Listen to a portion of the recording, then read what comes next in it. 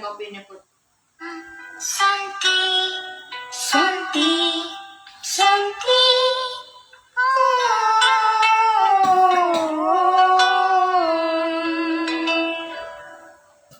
Brahma Vishnu Maheshwara, Kaulah kekuatan dunia. Berkahilah cinta kasihmu agar bahagia hidupku. Santi, Santi, Santi.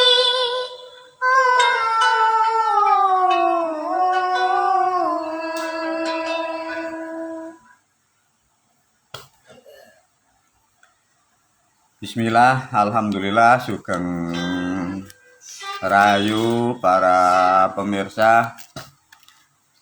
Selamat sore, ini tanggal 30 April, hari Sabtu 2022 Masehi.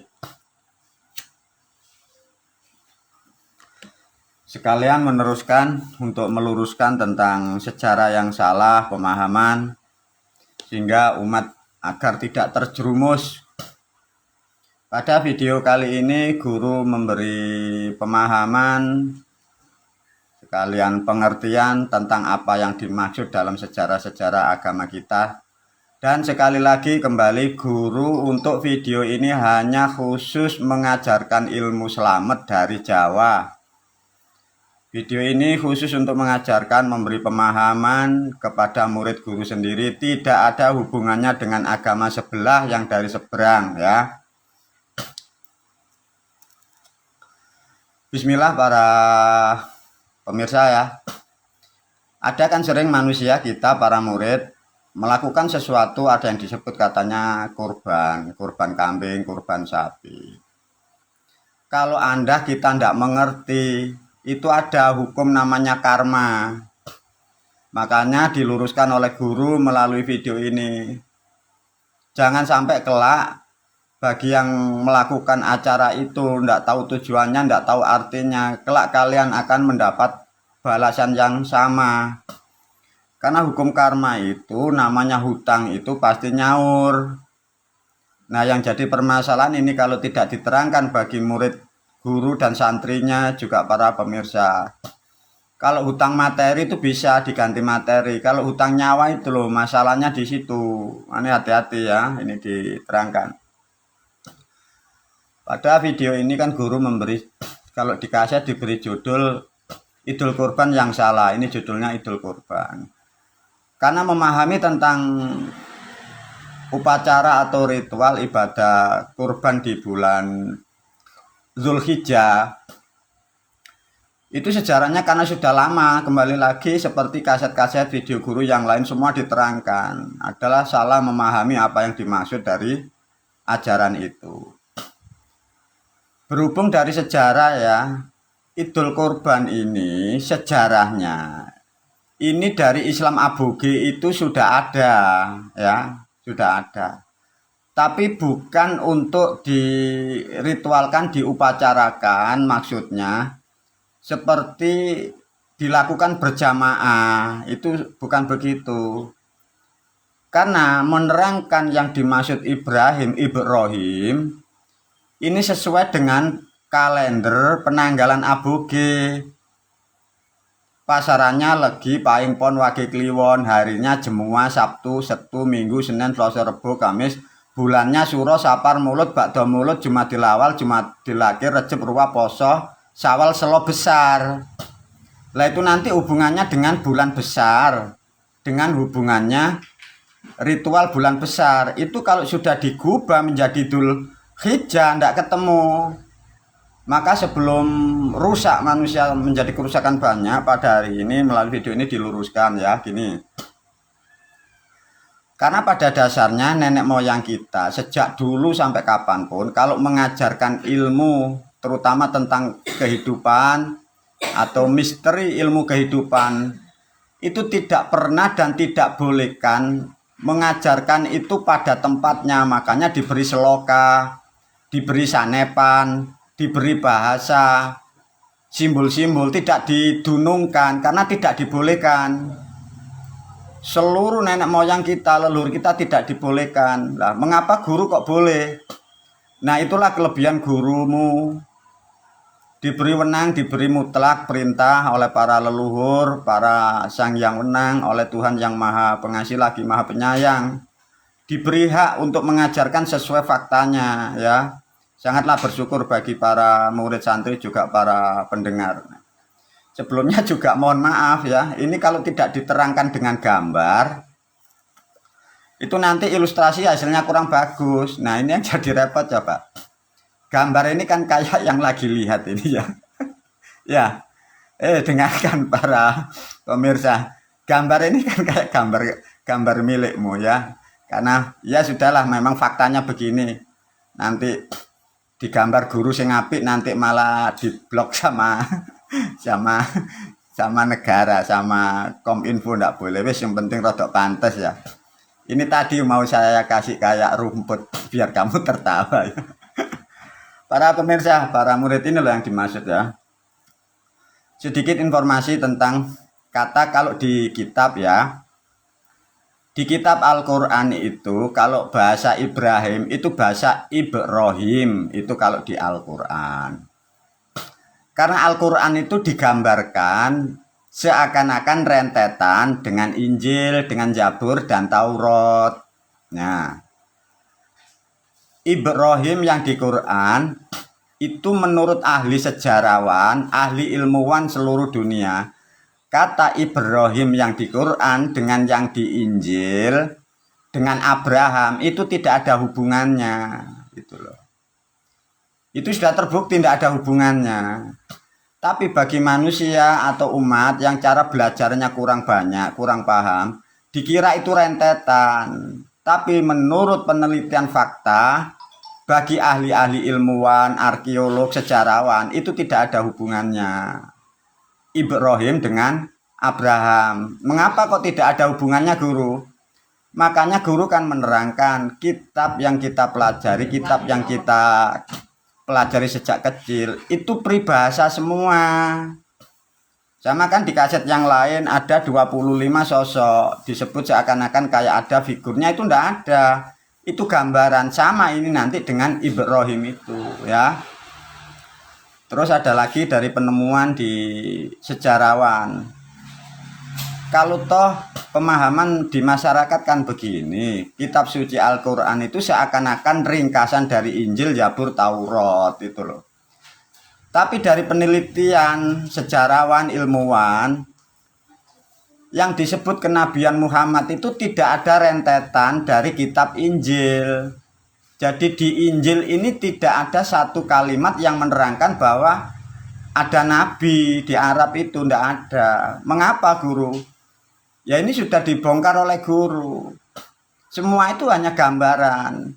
Artinya video guru ini nanti sangat membantu untuk ilmuwan dunia, ilmuwan kelas dunia, sejarawan kelas dunia, nanti dengan apa yang diajarkan lewat video guru semua tersambung, sehingga nanti sejarah dunia ketemu. Nah itu loh, sangat luar biasa ini. Kembali lagi pada substansi yang diajarkan guru, ya Idul Kurban biar tidak salah. Di situ ada Nabi Ibrahim kan. Ilustrasinya begitu. Sehingga dari Nabi Ibrahim digambarkan dengan cerita ya. Sebelum masuk ke tentang putranya Ismail dengan Ishak, kan ada yang disebut cerita Nabi Ibrahim itu seakan-akan perang gitu loh sama Raja Namrud. Bawa kapak, patung-patungnya dipukuli dengan kapak. Sehingga terbentuklah opsi bagi generasi muslim, kalau ada patung itu dirusak, ya gara-gara cerita ini. Padahal ini peribahasa. Satu contoh kalau kita mau belajar dengan tepat dan benar. Bila di dalam kitab kita agama itu disebut Ibrahim itu ada dari negara mana, tahun berapa. Apakah benar di sana itu nanti ada kapak? Kapak itu dibuat, dibikin dari orang ahli pandai. ahli pusaka, ahli pandai, ahli pusaka, zaman waktu lampau untuk membakar itu butuh kayu yang keras, butuh kayu jati, kayu-kayu yang kuat. Lah di negara Arab itu padang pasir. Bagaimana cara membuatnya itu? Nah, cara berpikirnya begitu. Jangan suka menghayal. Lantas ditanya lagi. Kalau toh memang Ibrahim itu ada di sana, kapaknya itu kayak kapaknya Wiro Sableng atau kayak kapaknya orang Jawa yang dibuat belah kayu, itu harus ditanyakan. Maksudnya biar tidak salah persepsi, biar tidak berasumsi. Itu sudut pandang cara belajar begitu. Udah ya, paham. Dari Nabi Ibrahim ini diceritakan kan punya putra, punya anak dua, namanya Ismail dan Ishak. Ya, sebenarnya dari cerita itu gambaran. Sebenarnya yang dimaksud anak dua itu ini loh, telur dua ini loh maksudnya. Itu tidak ada orangnya lah. Ini nanti semoga sejarah nanti ketemu katanya anaknya ini, cucunya ini, cucunya ini. Itu sejarah yang tidak tepat, makanya itu dipakai untuk politik, menjajah negara lain. Tidak, ya. Disimpulkan aja biar cepat pemahamannya. Nabi Ibrahim atau Ibrahim punya putra ya, namanya Ismail. Diterangkan seakan-akan dapat wahyu, disuruh atau diuji menyembelih putranya. Gini loh caranya kalau mau berpikir. Tidak akan pernah ada yang disebut Tuhan Maha Pemurah lagi Maha Penyayang menguji makhluknya, menguji umatnya tentang kata membunuh, itu tidak ada. Kalau menguji beban materi, menguji kesabaran, menguji daya tahan tubuh dari kekuatan alam, melawan angin, melawan lapar, melawan tekanan, itu ada. Nah ini kadang masyarakat ini kalau ada kitab dibaca, orang bercerita, kamu menghayal, itu loh. Dipastikan oleh guru, karena guru tahu ya, guru tahu, guru mengerti. Yang memberi wahyu manusia di langit Mbak ini paham, makanya Mbak ini memastikan tidak ada Tuhan atau Allah memberi perintah atas nama apa menyembelih, tidak ada, itu dipastikan tidak ada ya. Nah dari cerita itu kan diberi wahyu, katanya disuruh menyembelih anaknya. Sebatas hanya ujian. Bukan, itu salah. Itu hanya peribahasa, diingat-ingat. Setelah dilakukan itu, akhirnya karena Ibrahim tawaduk sama Tuhan, akhirnya kan diganti kambing. Nah, diajari lagi untuk cerdas. Kalau tahu peristiwa ini di negara Arab, wahyu dijalankan, putranya diganti kambing. Padahal di sana itu kan banyak unta. Ngapain mukjizat ini kok tidak diganti unta? Gitu loh cara berpikirnya, ya. Sehingga kita bagi para pemirsa, bagi umat, kalau ada orang ceramah begitu, biar tidak mudah terjerumus, coba ditanyakan. Loh, padahal di sana itu kan banyak unta, Pak Guru. Kok ini kambing? Makanya ini sanepan, seloka peribahasa, ya. Nabi Ibrahim dapat perintah dengan menyembelih Ismail. Itu peribahasa ini loh, coba subhanallah yang moga manfaat. Ibrahim itu Ibro. Ibro itu maksudnya bangsa Iber, Miber, Manuk. Nah, makanya nenek moyang kita dulu tidak boleh menyebut sesuatu ini dengan apa adanya. Di peribahasa namanya manuk. Nah, jadi kelamin laki-laki itu, nenek moyang kita itu tidak boleh mengatakan sesuai dengan namanya, diganti namanya manuk. Kalau kadang yang wanita diganti namanya apem. Loh. Ada yang laki-laki diganti namanya ontong, ada lagi diganti nama pisang. Leluhur kita kalau membuat cerita itu diselokakan, diperibahsakan, ditulislah di kitab, diberi seloka. Yang membaca, yang menyiarkan, yang mendengarkan mengasumsikan sendiri. Nah, yang salah di situ. Paham ya? Jadi yang dimaksud Ibrahim itu menerangkan manuk atau kelamin. Di situ maksudnya kelamin ini yang disebut bapak itu induknya. Bapak itu bukan bapak yang melahirkan, ya paham ya. Di dalam sejarah yang disebut bapak, maksudnya bapaknya Ismail, itu bapak bukan yang melahirkan. Bapak itu maknanya induk. Anak itu dimaknai bagian. Nah, ketemu. Lah di sini ini ada induknya, lah di sini ada anaknya. Makanya anak ini induk dari bapak. Anak dari bapak karena bapaknya ini manuk ya, anaknya ini disebut kucur. Maka yang dimaksud anak ini bagian bapak, bagian dari manuk namanya kucur. Yang digambarkan disembelih itu bukan anak berupa anak yang dilahirkan wujud manusia, bukan. Itu maksudnya peribahasa umat Islam disuruh khitan, ini loh maksudnya peribahasanya ini loh. Disuruh khitan ini loh, diajarkan cerita seperti itu. Paham ya para pemirsa? Artinya yang dimaksud Ismail itu anak putra, artinya bagian dari bapak, artinya kucur. Maka diterangkan di ayat yang lain, bila orang Islam itu tidak sunat, dikatakan kafir karena tertutup. Maka di video lain guru menerangkan yang dimaksud kafir, kufur, kufarot itu tertutup. Makanya orang Jawa, orang Islam mengatakan laki-laki kalau tidak khitan itu disebut kafir. Ini loh maknanya. Yang penting ngerti yang dimaksud bapak adalah induknya, anak adalah bagian bapak. Bapaknya manuk, anaknya kucur. Paham ya? Lah mengapa kok disimbol katanya diganti kambing? Nah, bahasa sekarang kamu nyebutnya kambing. Karena kitab ini menerangkan 1400 tahun lebih. Orang dulu, orang Jawa, karena ini sejarah ilmu Jawa, belum bisa menyebut kambing, namanya wedhus. Nah, wedhus itu mempunyai makna, wedhus itu lebus, kotor, atau bau. Maka dari setiap laki-laki yang ada di dunia, manusia laki-laki, anak laki-laki, bila ini tidak dikhitan, itu lebus. Makanya anak kecil ini bila tidak dikhitan, di dalamnya ini kan ada kotoran. Lah kotoran ini disimbolkan dengan wedhus itu, paham ya? Semoga dengan memahami ini tidak lagi nanti kalian beli kambing, beli sapi, kok kasihkan orang disuruh nyembelih. Yang menyembelih dan yang menghantar hewannya itu kena karma sama. Paham ya? Diterangkan dari bahasa sejarah, diterangkan dari kalender, melakukan khitan atau sunat itu yang baik bulannya itu bulan besar. No, gitu loh. Makanya kalau bulan besar itu kan buat khitan dulu, terus buat pernikahan. Makanya besar itu bulan Jawa, urut bulan terakhir.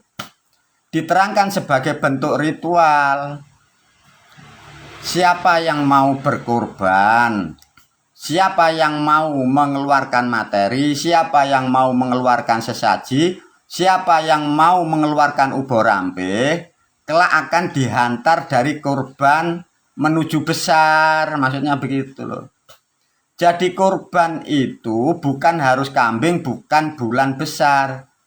Maksudnya dengan berkorban materi, korban sesaji, korban ubur rampe, manusia itu akan menuju mulia, menuju kaya, menuju berhasil, dimaknai selamat.